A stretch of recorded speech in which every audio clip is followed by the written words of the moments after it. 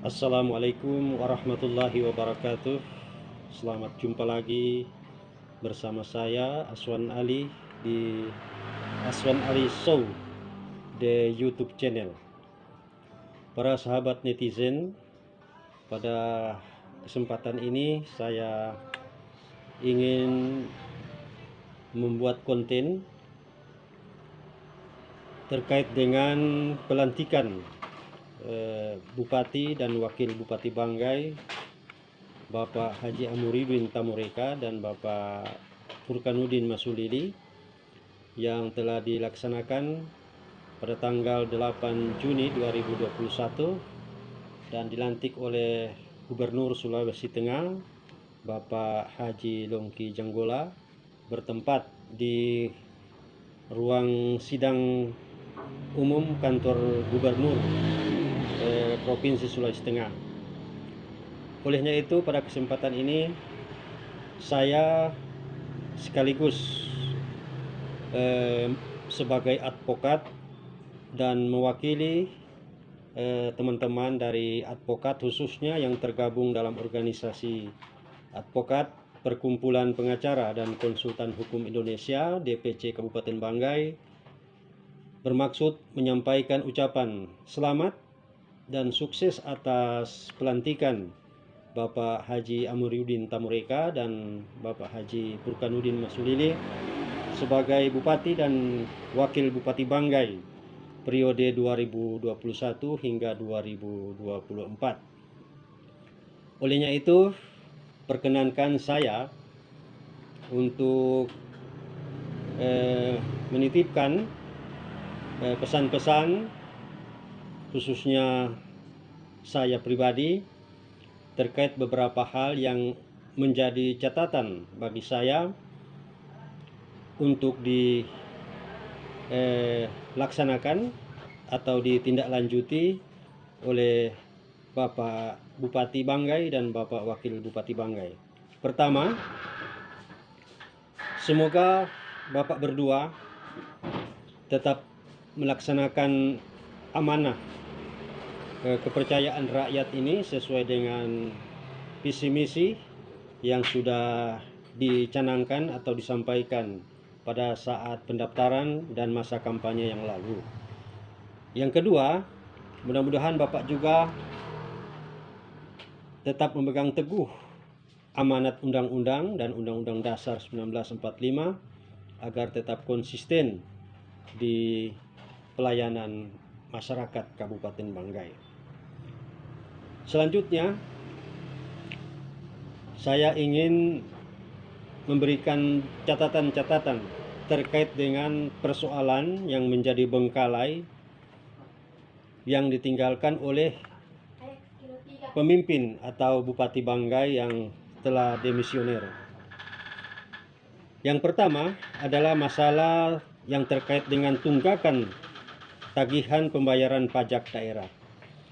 Sebagaimana yang telah kita ketahui bersama melalui pemberitaan media massa, baik daring maupun media-media mainstream, diketahui bahwa sampai dengan akhir masa jabatan Bupati Banggai Haji Insinyur Herwin Yatim, tunggakan tagihan pajak daerah kita itu berkisar antara 500 miliar rupiah jumlahnya. Ini satu angka yang sangat signifikan.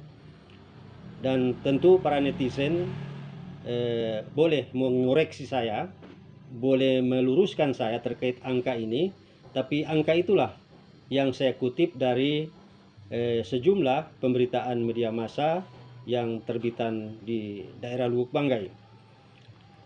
Tentunya tunggakan tagihan pajak ini telah terjadi dari era kepemimpinan bupati-bupati sebelumnya sampai dengan terakhir yang kemudian ditinggalkan oleh Bupati Banggai Insinyur Haji Herwin Yatim.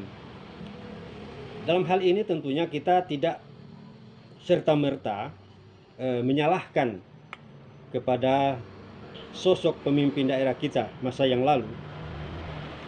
Namun beberapa catatan yang bisa saya sampaikan. Pertama, terkait dengan hal yang digembar-gemborkan atau dibangga-banggakan oleh pemimpin daerah masa yang lalu. Misalnya dalam hal perolehan penilaian kinerja terkait dengan predikat sakip pemerintah daerah Kabupaten Banggai.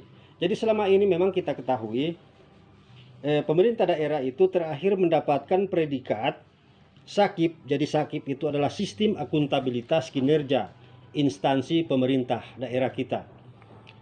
Itu sampai dengan tahun 2020 kemarin, kinerja pemerintah daerah itu mendapatkan kategori sakip A dari Menpan RB, Menteri Pendayaan Aparatur Negara dan Reformasi Birokrasi. Nah, tentu kategori sakip A ini adalah pelayanan atau kinerja pemerintah daerah itu dinilai sudah sangat baik karena kategori predikat A. Nah, sangat baik. Saya ingin mengaitkan atau menghubungkan capaian kategori sangat baik kinerja pemerintah daerah kita ini dengan tunggakan pajak itu sendiri. Jadi bayangkan kita mendapatkan predikat nilai A dengan kategori sangat baik ini, tapi faktanya tunggakan pajak daerah kita itu bukan main, luar biasa besarnya. Angkanya sampai dengan 500 miliar. Ini tidak sebanding dengan capaian misalnya penggunaan anggaran itu sendiri untuk membayar tunjangan kinerja aparat daerah kita. Nah, ini di mana kesinambungannya? Artinya link and match, kecocokannya. Kita dinilai oleh Menpan RB mendapatkan nilai sakip A, tetapi fakta di lapangan aparat daerah kita itu tidak bekerja maksimal. Buktinya ya ini tadi, pajak kita itu, pajak daerah kita itu begitu menumpuk, tertunggak dan tidak berhasil ditagih kepada para wajib pajak kita. Nah, beberapa item pajak ini adalah misalnya pajak perhotelan, pajak restoran, kemudian pajak hiburan, pajak penerangan jalan, pajak parkir, kemudian pajak air tanah, pajak bumi dan bangunan, serta bea perolehan hak atas tanah dan bangunan BPHTB. Ini semua adalah sumber-sumber pemasukan untuk pendapatan daerah kita atau PAD. Nah, bagaimana kinerja pemerintah daerah kita itu dinilai sangat baik dengan kategori nilai A, tapi faktanya pajak kita itu kok tidak berhasil tertagih menjadi mengisi pundi-pundi kas daerah kita. Nah, ini yang pertama. Ini tentunya menjadi PR atau pekerjaan rumah bagi Pak Amiruddin Tamureka dan Pak Furkanuddin Masulili ke depan. Inilah yang perlu saya garis bawahi, bagaimana memperbaiki kinerja aparat daerah kita itu, kemudian dihubungkan dengan pemasukan kas daerah kita. Yang kedua, catatan saya yang kedua juga terkait dengan masalah insiden kebakaran kantor dan lokasi pasar di Kota Luwuk ini. Nah, kita ketahui bersama juga melalui pemberitaan media massa ataupun yang telah kita saksikan bersama on the spot di lapangan, bahwa telah beberapa kali kejadian-kejadian kebakaran di Luwuk ini. Kebakaran Pasar Simpong misalnya, yang terakhir itu terjadi pada saat mau pelaksanaan Hari Raya Idul Fitri 1442 Hijriah tanggal 13 Mei kemarin. Pada saat warga masyarakat tengah bersiap-siap akan melaksanakan sholat Idul Fitri, tapi saudara-saudara kita yang berada di lokasi pasar sebagian besarnya tidak dapat melaksanakan itu karena mereka mengalami musibah kebakaran lokasi tempat jualan mereka. Dua, juga terkait dengan masalah insiden kebakaran kantor dan lokasi pasar di Kota Luwuk ini, yang berlokasi di belakang kantor, dahulu kantor Kejaksaan Negeri Banggai atau di ruas Jalan Insinyur Soekarno. Setelah terbakar di lokasi Jalan Insinyur Soekarno, kantor dinas sosial ini kemudian dipindahkan ke salah satu kantor di jalan lokasi traffic light atau lampu merah perempatan Keraton. Kemudian timbul lagi peristiwa kebakaran untuk yang kedua kali di kantor dinas sosial ini. Begitu juga kantor dinas PUPR juga mengalami hal yang sama, terbakar. Nah, yang ingin saya garis bawahi dalam catatan masalah insiden atau peristiwa kebakaran ini adalah peristiwa yang sudah berulang-ulang kali terjadi ini tidak pernah mendapatkan status yang tuntas atas hasil penyelidikan, baik itu yang dilakukan oleh pihak aparat kepolisian maupun dalam hal ini oleh pihak PLN. Karena selalu ada tudingan. Kejadian-kejadian insiden kebakaran ini selalu dikait-kaitkan dengan adanya korsleting listrik misalnya. Tetapi sampai dengan saat ini kita jarang menemukan atau menerima hasil penyelidikan tuntas, baik itu dari pihak PLN maupun dari aparat kepolisian. Terkesan bagi publik bahwa peristiwa atau insiden kebakaran ini adalah hal yang dibiarkan saja begitu. Nah, ini tentu berbahaya. Timbulnya isu-isu liar, akan timbul juga saling tuding menuding kalau tanpa kepastian hukum yang pasti, yang jelas, untuk menyatakan bahwa peristiwa ini memang dibakar atau memang bagaimana. Peristiwa yang sangat juga menggemparkan warga Kota Luwuk itu adalah terbakarnya bangunan sekolah SMK Negeri 1 Luwuk yang dulu disebut-sebut sebagai sekolah SMEA. Nah, ini juga peristiwa kebakaran yang memang sangat di luar dugaan. Kita membanggakan gedung SMK 1 ini sebagai ikon pendidikan di Kota Luwuk. Bangunannya cukup mewah, kemudian juga prestasi anak-anaknya juga cukup membanggakan bagi para orang tua siswa, juga bagi para daerah ini. Tetapi fakta kita temukan bangunan sekolah itu juga habis dilalap oleh si jago merah. Dan ini juga pihak PLN sudah memastikan bahwa insiden ini dipicu oleh terjadinya korsleting listrik. Saya mendapat informasi dari hasil investigasi saya bahwa kantor atau gedung sekolah SMK 1 ini terbakar sebetulnya sudah bisa diprediksi.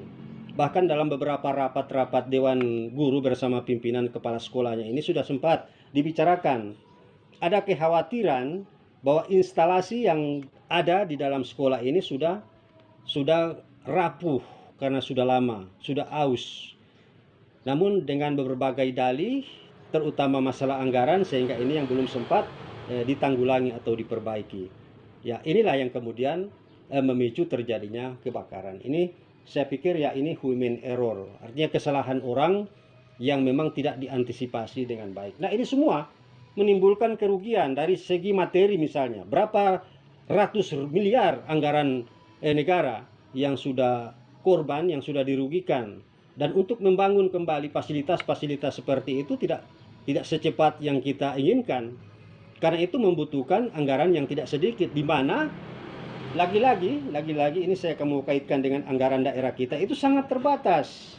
Sangat-sangat terbatas untuk membangun fasilitas-fasilitas perkantoran, bahkan fasilitas pasar untuk tempat mencari nafkah warga kita. Nah, ini semua yang menjadi catatan-catatan saya ke depan untuk Pak Amiruddin Tamureka dan Pak Purkanuddin Masulili. Ya, semoga apa yang saya sampaikan ini tidak dijadikan sebagai bahan yang hanya sekedar didengarkan saja sebagai masukan dan kemudian hilang begitu saja bersama dengan isu-isu yang akan muncul berikutnya. Terkait dengan insiden atau masalah kebakaran fasilitas-fasilitas umum di Kota Luwuk ini, saya ingin menyarankan atau memberikan masukan ke depan, mungkin bisa dilahirkan peraturan daerah yang mengatur tentang perlindungan objek vital daerah.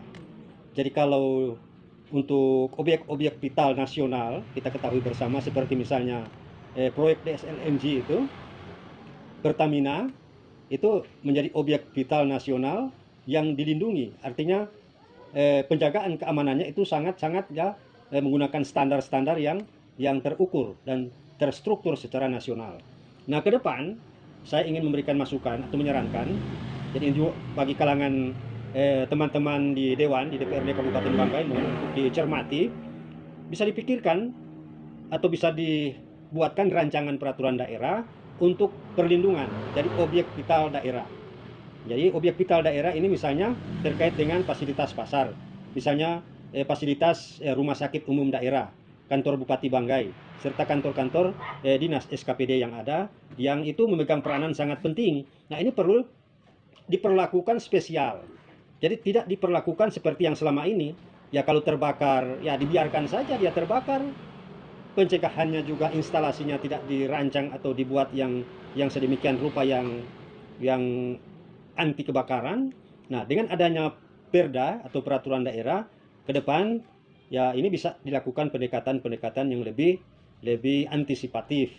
Jadi misalnya juga petugas pengamanan di situ bisa full ditempatkan misalnya dari kalangan Pol PP untuk menjaga lokasi pasar, agar para pedagang atau penjual bahkan pengunjung tidak seenaknya saja. Misalnya para penjual-penjual di pasar selama ini kita ketahui sudah menggunakan lokasi pasar itu untuk tempat pemukiman mereka, tempat tinggal mereka sehari-hari, dan ini yang menimbulkan kerawanan-kerawanan atas kebakaran. Nah, dengan adanya peraturan daerah yang mengatur tentang objek vital daerah kita itu, tentunya perlakuan dari aspek misalnya penggunaan instalasi listriknya, kemudian perlakuan untuk safety-nya, keamanan, itu semua harus sudah terukur dan terstruktur dengan baik. Jadi itu lagi, kalau saya ingin mengambil contoh untuk objek-objek vital yang milik pemerintah pusat itu misalnya sudah dibuatkan peraturan yang melindungi objek vital nasional kita. Nah, ke depan melalui perda saya sarankan mohon dipikirkan untuk bisa dibuatkan peraturan daerah yang fokus untuk melindungi objek-objek vital daerah kita, ya semacam rumah sakit, kemudian lokasi pasar, kantor bupati, agar kejadian-kejadian kebakaran yang sepertinya begitu mudah saja terjadi ini tidak akan terulang-ulang setiap momen-momen misalnya seperti akan berakhir masa-masa pemerintahan. Saya kira itu yang penting saya sampaikan. Demikian, terima kasih. Yang selanjutnya atau yang ketiga, saya juga ingin memberikan catatan yang akan menjadi pekerjaan rumah untuk ditindaklanjuti oleh Bapak Bupati dan Bapak Wakil Bupati adalah terkait terlantarnya. Jadi mohon maaf saya menggunakan prasakata ditelantarkan aspirasi masyarakat Kabupaten Banggai yang telah diputuskan secara resmi oleh pemerintah daerah bersama rakyat melalui wakil-wakilnya di DPRD. Apa itu? Terkait aspirasi pemekaran Kabupaten Tompotika.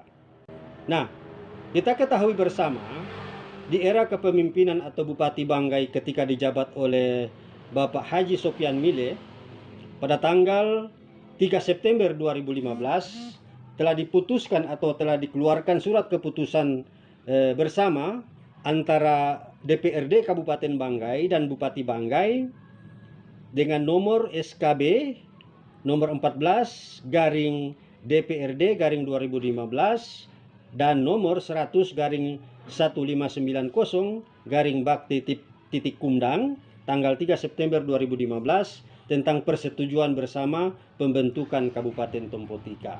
Nah, aspirasi tentang pemekaran daerah atau pembentukan Kabupaten Tompotika ini bukan lagi sekedar menjadi aspirasi dari segelintir warga masyarakat atau aspirasi yang saya sebut misalnya aspirasi warung kopi, aspirasi kalangan pemuda dego-dego. Tidak.